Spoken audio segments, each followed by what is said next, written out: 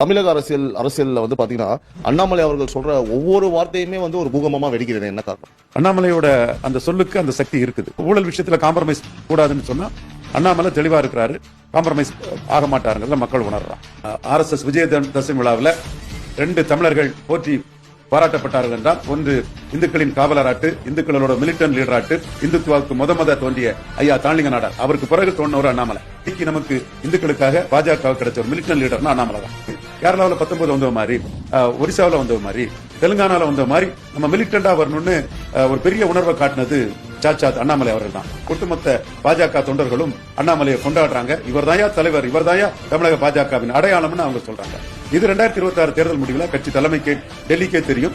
அது பிறகு இங்க அண்ணாமலைக்கு பெயரும் புகழும் மிகப்பெரிய அளவு உயரும், முக்கியத்துவமும் மிகப்பெரிய அளவு உயரும். தன் தலைமையை விட பாஜகவுக்கு 65 சீட்டு வேணுங்கிறத கேட்கிறான்னு சொல்லும் போது பிரதமர் மோடி நன்மதிப்ப அண்ணாமலை பெரிய அளவு பெற்றுட்டார். மோடி